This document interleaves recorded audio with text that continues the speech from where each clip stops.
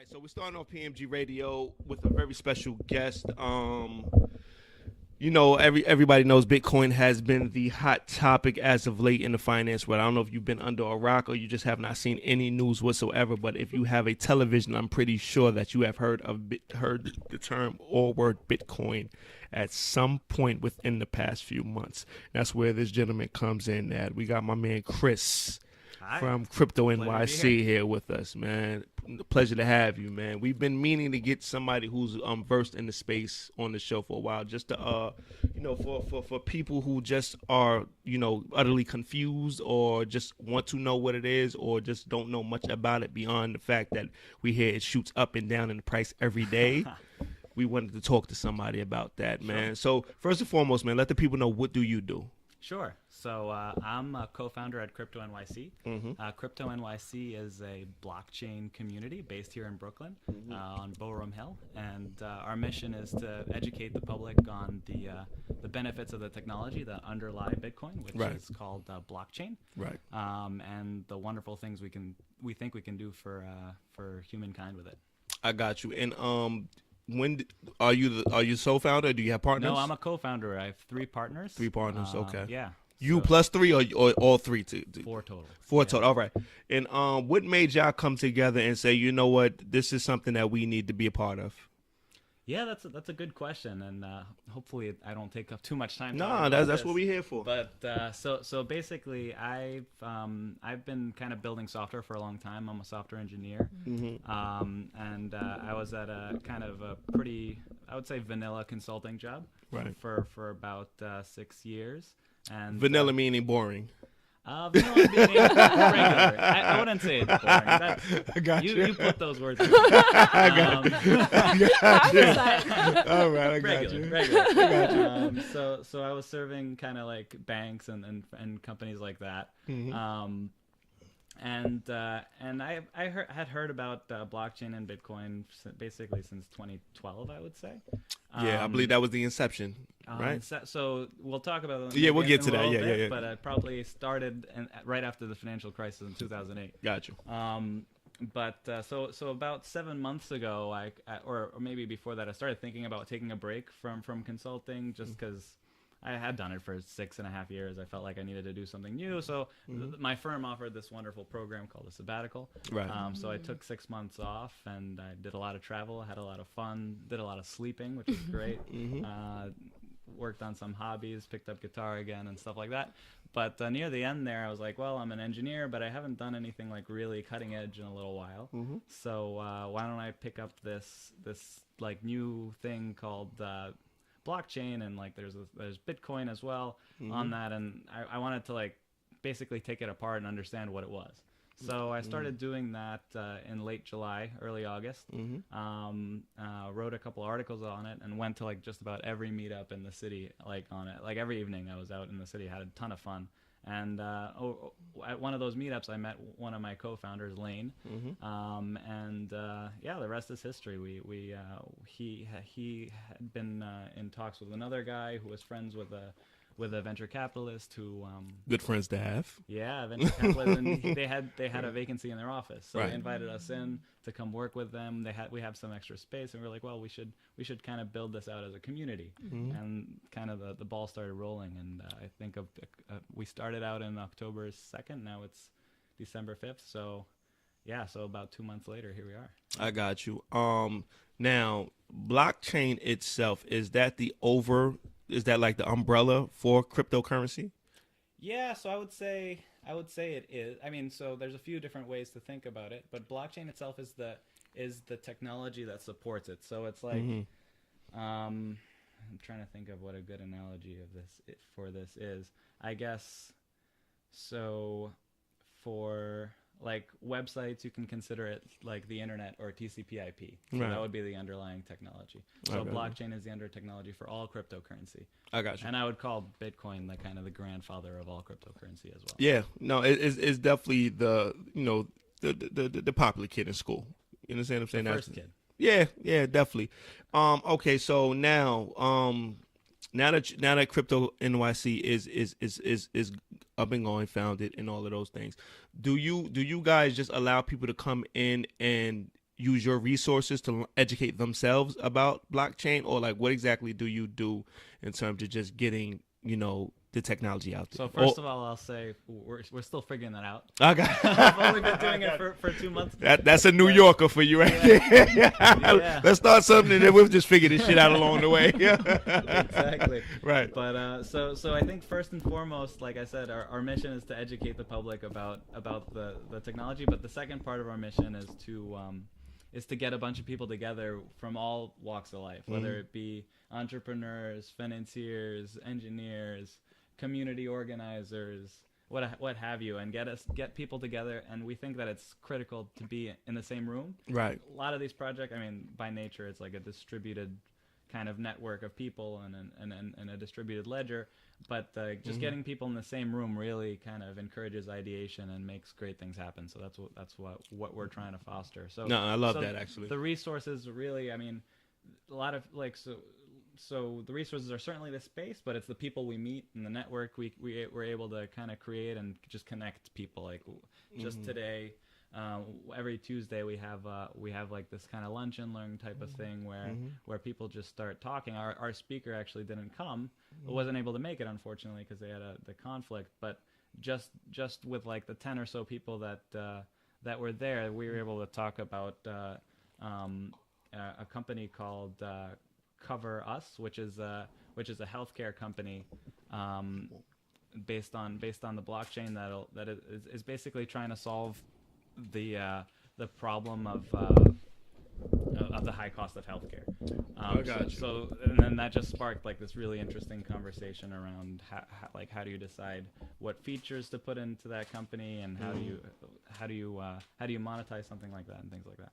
All right, so let me ask you this: do you see people having more interest in the technology itself, or just the cryptocurrency aspect of it? Yeah, I mean, I think that the general public is going to always be interested. I think that blockchain is it's a kind of pioneer and new technology in a lot of different ways. Mm-hmm. The first way is that it has its own built-in incentive structure, which is this cryptocurrency. And it's kind of the first technology that's able to completely fund itself without outside entities. Like you don't need like a venture capitalist firm. You don't need a super wealthy individual or backing of some big bank. You can kind of just you put your idea out there, you write a white paper, and you get it funded. And you go I mean, build. for you to come together, then y'all obviously feel like this is something that's going to be around for the next 100 years. Is because a lot of people are on the fence with this whole thing. You got guys like Warren Buffett, who's like filthy rich, and he's out there like stay far away from Bitcoin. I don't know what everybody's thinking. So you guys obviously feel like this is going to be something that's going to stick around for the long haul. Has that been difficult trying to convince other people of that? So, I think we haven't been doing enough of that. Convincing other people. We've been fortunate in that we're getting a lot of people who are like-minded to come to the space and talk with us. So we haven't been having to do a lot of convincing. We do feel like it's our mission to do that. I think that people are being converted. Like I don't know exactly what the date was, but a little while ago, Jamie Dimon very publicly and awkwardly mentioned that Bitcoin was a fraud. But I think today one of his analysts basically came out and said that something along the lines of it being the future. So it's like these major institutions are making an about face on statements that they've made. I think that to everyone's I mean any sort of big kind of name like Warren Buffett, they have to be very careful about what they say, because things that they say, I mean, it's their brand as well. So if they don't understand something, they're not going to back it. Well, I mean, Warren Buffett he probably doesn't even use the internet yet. So, I'm sure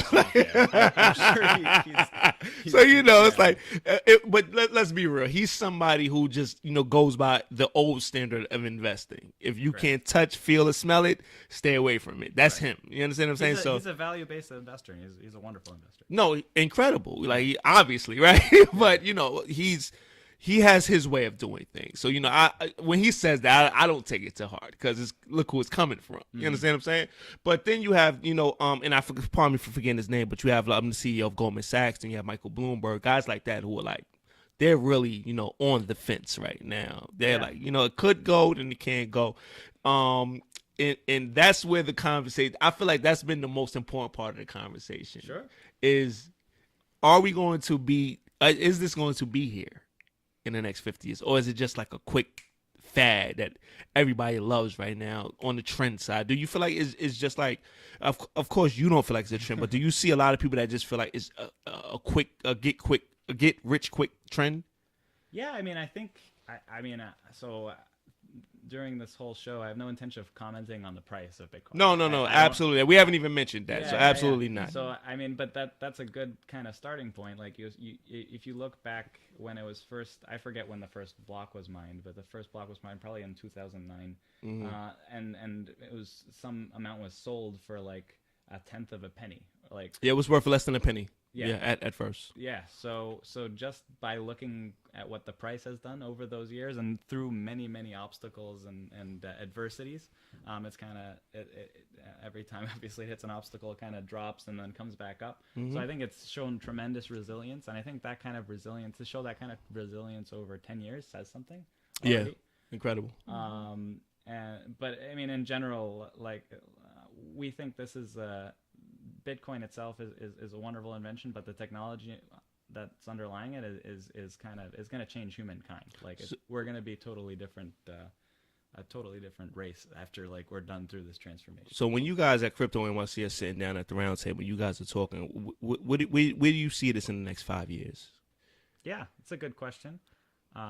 So basically, what the technology that kind of underpins this is going to enable us to basically own, do a lot of really interesting things. So first of all, it's going to kind of give power back to the people from a data perspective. So over the last, and it's a relatively new trend, I guess, as new as the internet. So since the 70s. Yeah, 10 years is still new, bro. Right. You understand what I'm saying? The internet is only about 40 years old, right? So it's not that old. Right. And like, us using the internet really is only about 20 years old. Right. Yeah, I think text messaging just had its birthday yesterday, I believe, or the day before yesterday. I think text messaging is only about 15, 20 years old at this point. Right. I was around for the first text message. I feel like really old. You know what I mean? So if we were in the 80s, we're probably around the 80s right now. Like, if you compare the growth of the internet or the adoption of the internet, we're probably in the 70s or 80s. Today in 2017. I don't. Let me know if I'm grilling you. I feel like I'm grilling you right now. We good? We're good. Yeah. So I don't want this to feel like an interrogation. So going back to blockchain. So we think first of all, it's going to enable something called self-sovereign identity. So over the last 20 years or so, we've kind of had to give all of our data to the Facebooks, to the and not for bad reason, right? They've enabled us to do really interesting things that we haven't been able to do before. Right. To Facebook, to banks, and all these other centralized entities, but we're really kind of losing a part of ourselves, and we lose control of it of that data. Blockchain technology enables human beings to take that back, and basically anytime you want to transact. Now you can just reveal only as much data as you would need. For example, an example of that might be you're going to a bar and you need to get into the bar, so you need to show a bouncer your ID, right? Well, when you're giving them your ID, you're not just proving that you're over the age of 21. Right. You're also giving them your name, your address, and all this other information that you don't really.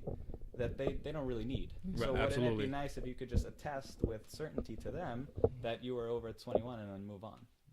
That's actually a perfect analogy. Something like blockchain would allow you to do that. But see, I hear a lot of people saying, you can chime in whenever you want. I know I'm going, but I hear a lot of people say that, one of the beautiful things about cryptocurrency is that it's beyond government regulation.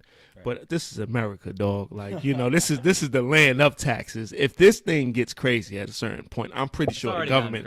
Right. I'm pretty sure at some point the government $200 billion. All right, so I'm pretty sure, but that's with instability. I think even the government is watching, like, okay, let's see where this is really gonna go. Right. But with that being said, though, I feel like at a certain point, America is gonna step in and say, all right, we need to regulate this. They have, and they Okay. have. So there's several regulations. I'm going to bore you with all of them. Specifically in New York State, there's this contentious piece of regulation, which I don't know the actual technical name. Yes, I saw that. It's Yeah, called the bit license. yeah, yep, I saw that. So basically, that means that anyone who's selling or trading virtual currencies is what they call it. They need to have this license from the New York Department of Financial Services. So that's a piece of regulation, and that basically makes sure. Even though it's a peer-to-peer service. Yeah, it's just illegal to do it, to sell it in the state of New York, Right, unless you have this license. That is like crazy. You can do it. I don't think they're talking about. I have to. And honestly, I'm not smart enough on the specifics of it, but the peer-to-peer piece is okay. Okay, but like got you you. can't be a large kind of like a merchant or something. You can't be having- you can't be on Wall Street trading futures on it without them knowing. The Wall Street trading futures you can. You can't be selling them to retail selling to consumers. I got you. Okay. All right. And with the popularity and the pricing of it being what it's being, and the way it's exploded over the past 4 to 6 months, do you see this? Do you feel like it's too late for a lot of people to get in on it, or is this the perfect time to get in on it? It's a good question. I can't answer that question. It's tough for me to answer the question for myself. I got you. I got you. I mean, like, so this goes back to the question on price for Bitcoin. Like, what's the right price? I haven't seen a single person show me a valuation model that I couldn't just like change one little number somewhere and the valuation model goes crazy. So. I don't know what the right price is for Bitcoin. I just know it's valuable. I mean, I'm certain it's valuable as a technology and as Bitcoin itself, Right. just because of some of the characteristics of it. But I couldn't tell you what the price is, unfortunately. The right prices, yeah. I got you. And let's go into the bubble talk, man. Yeah. There's been a lot of people asking, is it a bubble? They've even compared it to the .com bubble. Totally. What's your thoughts on that? Do you feel like Bitcoin is a bubble? Yeah, I mean, so I think you have to look at it from the entire ecosystem. So you don't just have Bitcoin. You have Bitcoin, you have Ethereum, you have Litecoin, you have all these other cryptocurrencies. And really they only exploded this year. Right. And it's because of this kind of innovation called the ERC20 wallet, which is an Ethereum wallet. What that allowed you to do, and it's like really easy. Like anyone can create a token in probably like with a little bit of computer knowledge, you can create a token in a day. You could create your own token. I created one called the Fancy Token, like before I even started really learning about much of this. And you just follow some steps on Right. Ethereum.org. And basically, anytime you create a kind of a vehicle where you can raise money very quickly and it's permanent, Right. Which I guess has never really been created before, or I guess the analogous vehicle is just cash, because that's relatively permanent. Once you hand it over, it's kind of not yours anymore. Right. You're going to have people who are going to take advantage of that. Yeah. So I think when people say that crypto is in a bubble, they're referring to like all of these ICOs. So these initial coin offerings where people are spending like a week or two writing this white paper, then they go out and market it and with the intention of just kind of doing a pre-sale and then and then basically doing a real sale and kind of having the initial investors profit off of like minor price movement. Right. So I think I think it's a little it's sad. I think it's also kind of inevitable. So I think that somehow, whether it's going to be regulators or I think honestly the market is kind of self-regulating, like Right. in that there's a lot of talk about bubbles and I think people are becoming more and more aware, but I think it's important to spread the word that if anyone tells you you can make millions of dollars off of $100, like that might Right, be right. an unrealistic like Right. claim. It's scary. Yeah. It's scary for a lot of people. My personal thought, I feel like we've been so used to the old school rules of investing in fluctuating prices and things like, Wall Street has something that's been done for hundreds of years, and they just can't fathom doing something that is so independent, like the way, cryptocurrency is. Do you feel like just going forward, do you feel like a lot of those people will turn and leave their Wall Street jobs and say, you know what, let me go over here to this blockchain regime that's going on right now? Yeah, I mean, so I think that there's a few things in play there. So I think for one, it's happening. I mean, so when you mentioned the Lloyd, sorry, I forget the kind of the Goldman Sachs. Yeah, CEO I forgot his name too, but yeah. Yeah. So when you those guys, they have a whole firm to protect, and their entire firm is based on the U.S. dollar standard. Right. So like he can't publicly say that this thing is real because that also it's like the brand thing, same as the Warren Buffett thing, where he can't say something that he doesn't want to basically put kind of ordinary people in trouble. If he says something and they all go buy Bitcoin and it kind of explodes, that's a bit of a problem. Right. But if you look kind of a little bit down the food chain, so like those are kind of huge, major kind of international banks. If you look down the food chain, which is like alternative asset managers, like your hedge funds, mostly your hedge funds. So kind of smaller and like high net worth individuals and family offices. Those people are very, very interested in Bitcoin and crypto and the implications of that. Interested from what aspect? From an investment point or from a money-making point? If you understand what I'm saying.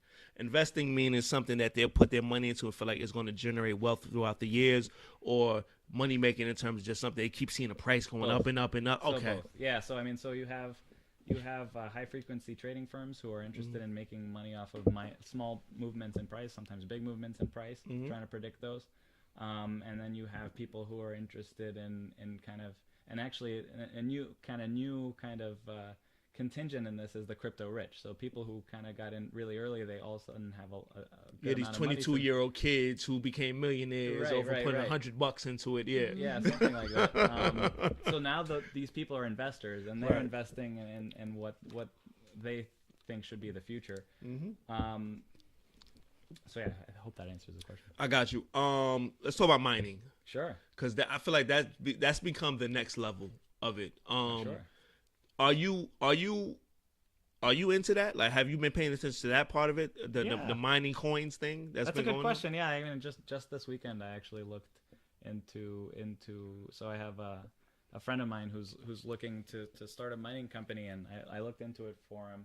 I mean, I've been looking at it probably over the last couple of weeks. I set up like a Zcash miner a few weeks ago. So I mean, mining is, for those of you that don't know, is a critical part of the ecosystem. Basically, I mean, it does different things on different chains, but in Bitcoin specifically, it's basically the validator of the transaction. So making sure that the people who are spending or transferring their Bitcoin, which is actually what's happening, actually had those Bitcoin in the first place to transfer to you. Right. And then they do that retroactively through the entire chain. I got you. Does it scare you that we don't know who Satoshi Nakamoto is? I think it's really interesting. He could be some 16-year-old kid in Iowa somewhere for all like does that not scare you? Does it not? I think it's actually really useful that we don't know who he is, because otherwise everyone would I mean, he's already deified, but like it's one thing to deify a god that doesn't exist. It's kind of nice because you can kind of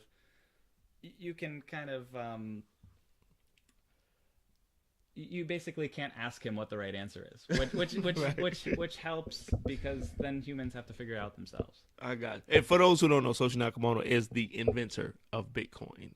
So he wrote the white paper in 2008 called Peer-to-Peer Electronic Cash System, which basically he turned into Bitcoin. Yeah. And from then, there was one gentleman who said he had the gentleman who got the first Bitcoin. I forgot his name. The gentleman who got the first ever Bitcoin. He said he had interaction with him via email. And once that gentleman was contacted by the CIA, so she didn't respond anymore after that, and he's basically, it was something like that. That's right. And yeah, he's basically disappeared into the abyss ever since then. And so there's been a lot of speculation about who this guy was. Right. I don't know all the details. If you guys are interested in the details, watch this is a great documentary on Netflix called Banking on Bitcoin. Right. They kind of go through it and go into the details of the history. It's a great documentary. Is it a great time for cryptocurrency, man? Because everybody's covering this right now. I mean, CNN, MSNBC, Netflix, like you can't, Bloomberg, you can't go anywhere in terms of just the news stratosphere without somebody's without somebody talking about this. Well, it's exciting. I mean, so like you said, it's kind of, it's not, we haven't seen something that's gone up at such a scale and such a quantity. I don't know, probably in human history, like 1 million times or whatever, to $200 billion. And an ordinary person, I guess, could have invested in it back in 2012. This is just it, and also the technology that underpins it. It's just gonna change the way we interact as humans. So I got you, man. They should be covering it. They're doing the right thing. Christmas is coming. Yeah. Do you see the price going up or down, revolving around Christmas? Are people going to be getting Bitcoin as Christmas gifts this year, or what, man? Well, 1 Bitcoin would be a really nice bit. I'll take a Bitcoin for a Christmas gift. Whether it's worth 10,000 or 5,000. Right. But that is that going, like, do you see people doing that, like investing more in it? Because I was watching something on CNN where they said, they feel like, Christmas is going to be the make or break time for it. That's going to tell you what the true interest in it is going to be. Huh.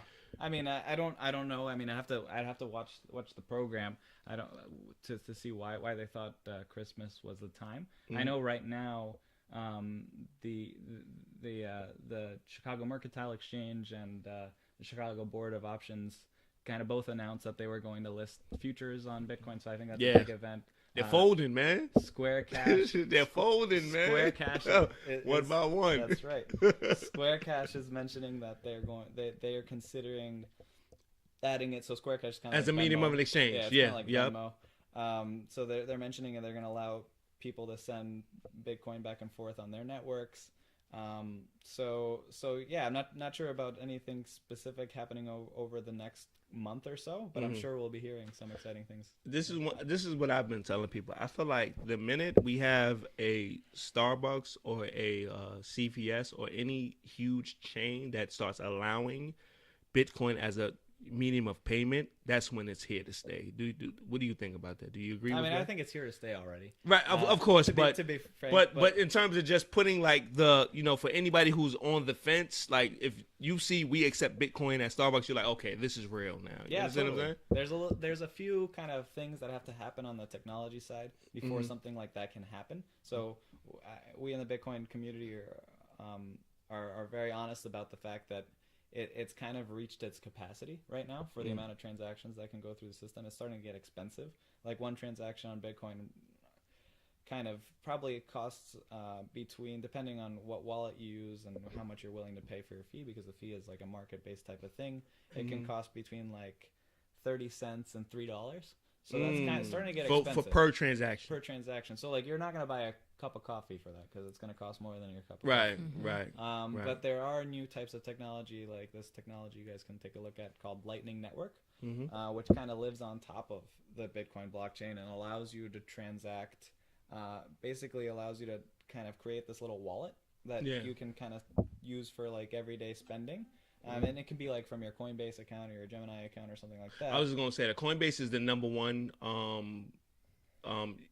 cryptocurrency wallet. I mean, not wallet, but so it's like a bank. You can think of it, Coinbase is the number one, though, right? It's the number one, I think, in the U.S. There's a lot of other big ones, but I mean, it's a global ecosystem. Okay, and with that being said, do you what would you like if somebody wanted to buy a Bitcoin? Yeah, would that be the best way to go? I think that's the easiest way to do Coinbase. it. Yeah, totally. Coinbase, it's really straightforward. You can buy it with your credit card, or your bank account. Certainly going to be cheaper if you buy it with your bank account. If you're interested in doing it.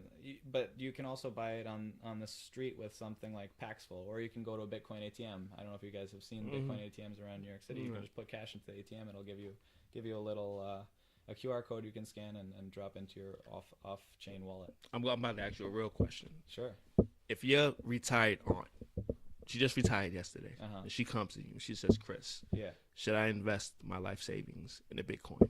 What would you say? The answer is no.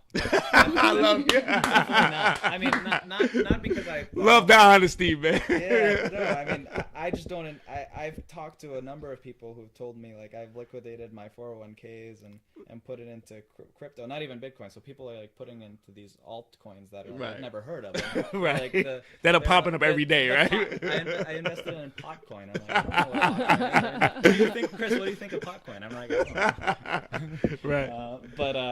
But so no, the reality is the reason why I don't recommend that is because I mean any kind of basic kind of financial advisor will tell you that you need to diversify your kind of your holdings. You should definitely hold money in U.S. stocks. I mean, I'm not whether or not this is a good time to get in. I can't tell you, but you should definitely have money in real estate. You should definitely have maybe a little bit in crypto or Bitcoin, and you should probably also diversify that. Although if you're gonna buy crypto, I probably would recommend you should buy you to buy Bitcoin, and that be a larger kind of portion of your holdings.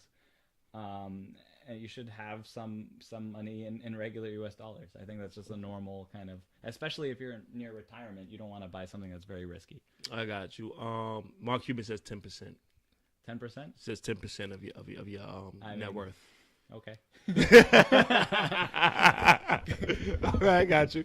And just going forward, just even beyond just Bitcoin and cryptocurrency for the blockchain technology going forward, for these kids that are interested, what would you tell them is the best way to start?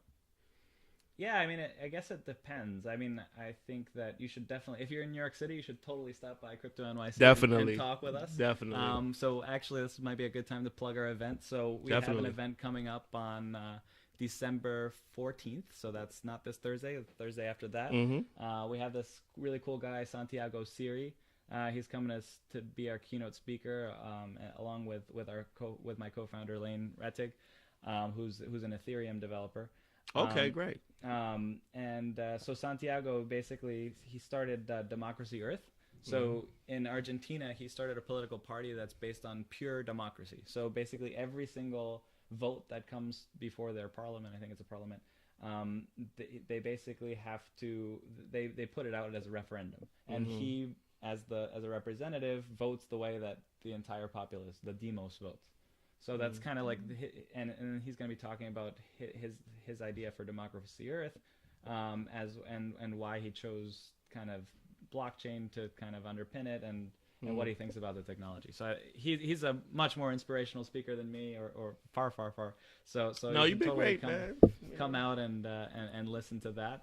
Well, you taught me not to invest in Bitcoins. I like that, So I like the honesty, man. Not to invest in Bitcoin. I just told you. Just not your life savings. I just told you it was risky. Listen, I love the honesty, man. Yeah. Like, anytime I need to talk about money, I know to call you, man. You don't give me the truth.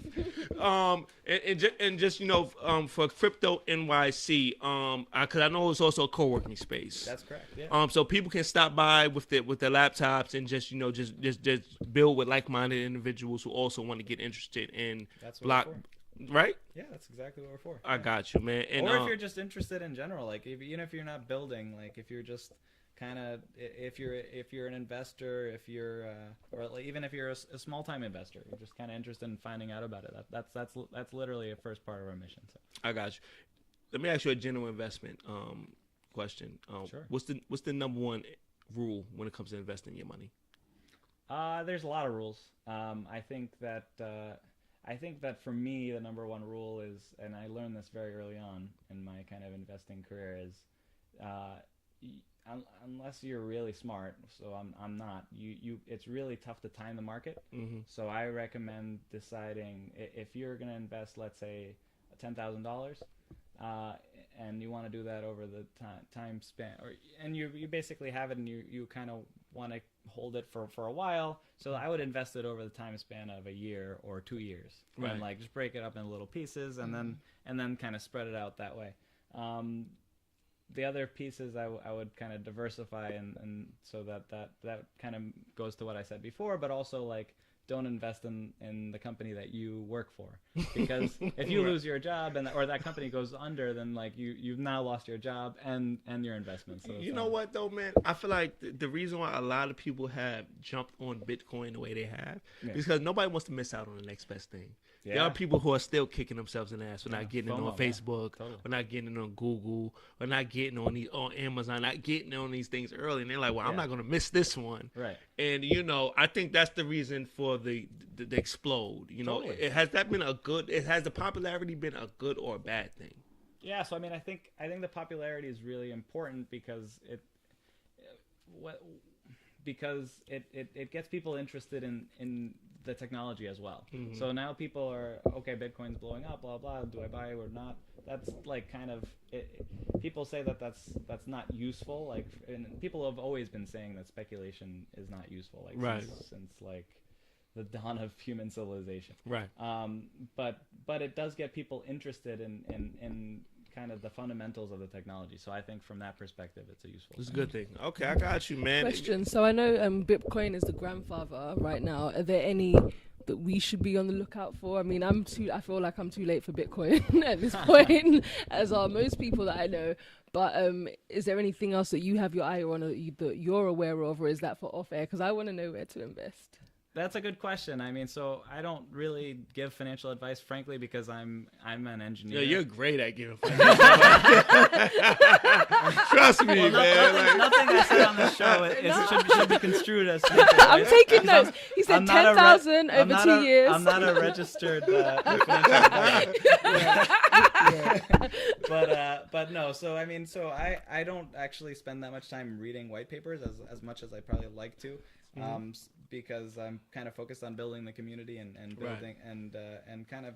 and researching some of the protocols, specifically Bitcoin. Well, I think the next best will be Ethereum, right? Ethereum is probably a really big one. They do have, I mean, so I don't know if you guys heard about the CryptoKitties thing. Mm-hmm. So basically, someone created an app that people actually want to use. Aside from ICOs. ICOs is probably the first killer app. Right. And all of a sudden, and these are just like little cats, right? I don't know that much about them, but like they basically crashed the network. Right. So maybe it's like so it's really early stages. I think the reason why Ethereum's interesting is because it took what Bitcoin kind of built and it. And in software, we call this like kind of abstraction. So it took it and kind of split it up. It said, okay, we'll give you the control layer, which is kind of the blockchain itself, and you can build whatever you want on top of it. Yeah. So it's like it's now taken something that works well, it's proven in Bitcoin, and allowed the general software engineer who doesn't have to learn how like blockchain works together and like have to set up their own networks and whatnot. They can just kind of build on top of it. So I think that's why it's a great innovation. Is that something that you guys at Crypto NYC are doing?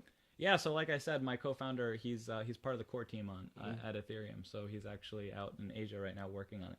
I got you. Yeah.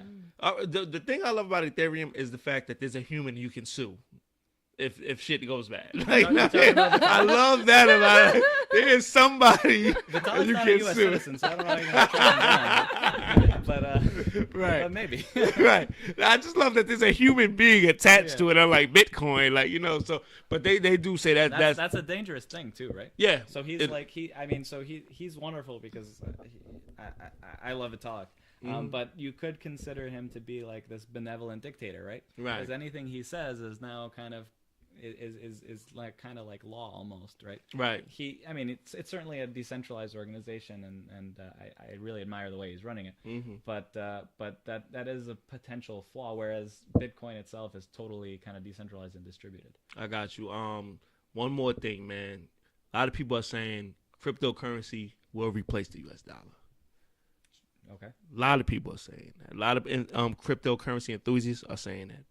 What do you think about that? Yeah, I think it's got a long way to go.